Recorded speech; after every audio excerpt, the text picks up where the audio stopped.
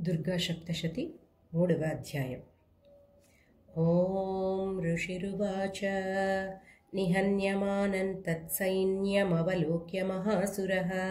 సేనానిశ్చిక్షురః కోపాద్యయౌ యోద్ధుమథాంబికాం సదేవీం శరవర్షేణ వవర్ష సమరే సురః యథా మేరుగిరే శృంగంతో యవర్షేణ తోయదః తస్యచ్ఛిత్వా తతో దేవీ లీలయైవ శరోత్కరాన్ జఘానతురగాన్ బాణైర్యంతారంచైవ బాజినాం చిచ్ఛేద చ ధనుః సద్యో ధ్వజం చాతి సముచ్ఛ్రితం వివ్యాధ చైవ గాత్రేషు ఛిన్నధన్వానమాశుగైః సచ్ఛిన్నధన్వా విరథో హతాశ్వో హతసారథిః అభ్యధావత తాన్ దేవీం ఖడ్గచర్మ ధరోసురః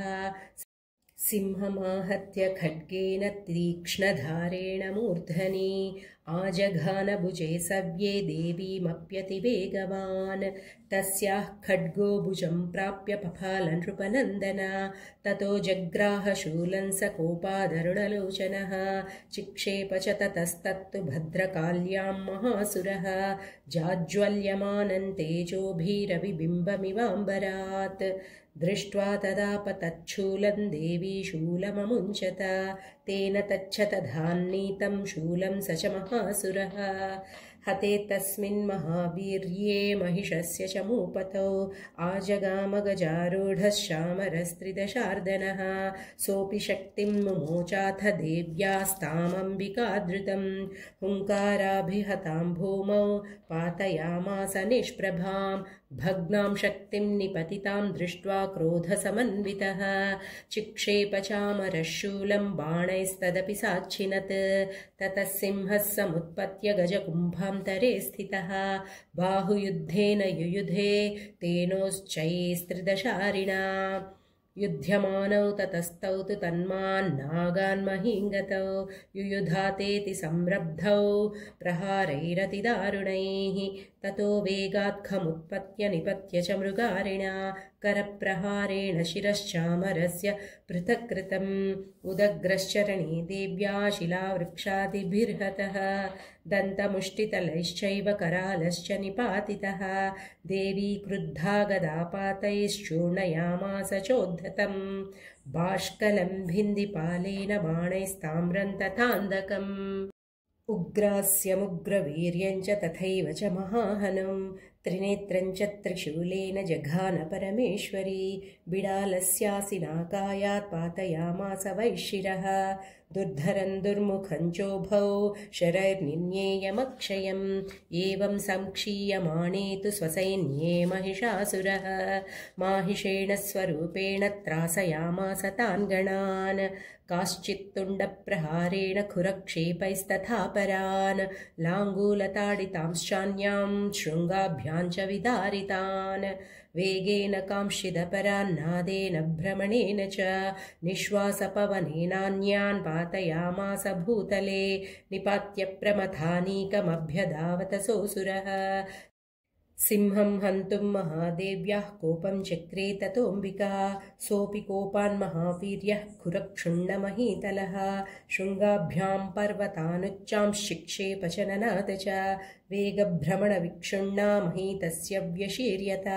లాంగూలేనాహతశ్చాబ్దిః ప్లావయామాస సర్వతः ధృతశృంగవిభిన్నాశ్చ ఖण्डखण्डैर्ययुर्घनाः శ్వాసానిలాస్తాశతశో నిపేతుర్నభసోచలాః ఇతి క్రోధసమాధ్మాతామాపతంతం మహాసురం దృష్ట్వా సా చండికా కోపం తద్వధాయ తదాకరోత్ సాక్షిప్త్వా తస్య వైపాశం తం బబంధ మహాసురం తత్యాజమాహిషం రూపం సోపి బద్ధో మహావృధే తతః సింహో భవత్సద్యో యావత్ తస్యాంబికా శిరః ఛినత్తి తావత్ పురుషः ఖడ్గపాణిరదృశ్యత తత ఏవాశు పురుషం దేవీ చిచ్ఛేద సాయకైః तं खड्गचर्मणा सार्धं ततः सोऽभून्महागजः करेण च महासिंहं तञ्च कर्ष च गर्ज च कर्षतस्तु करं देवी खड्गेन निरकृन्तता ततो महासुरो भूयो माहिषं स्थितः तथैव क्षोभयामास त्रैलोक्यं सचराचरं ततः क्रुद्धा जगन्माता चण्डिकापानमुत्तमं पपौ पुनः पुनश्चैव जहासारुणलोचना ननर्दचासुरस्सोऽपि बलवीर्यमदोद्धतः विषाणाभ्यां च चिक्षेप चण्डिकां प्रतिभूधरान् सा च तान् प्रहितांस्तेन चूर्णयन्ती शरोत्करैः उवाच तं मदोद्धूतमुखरागाकुलाक्षरम् देव्युवाच गर्ज गर्ज क्षणं मूढमधु यावत् पिबाम्यहं मया त्वयि हतेऽत्रैव गर्जिष्यन्त्याशु देवताः ऋषिरुवाच एवमुक्त्वा समुत्पत्य सारूढा तं महासुरं पादेनाक्रम्य कण्ठे च शूलेनैनमताडयत्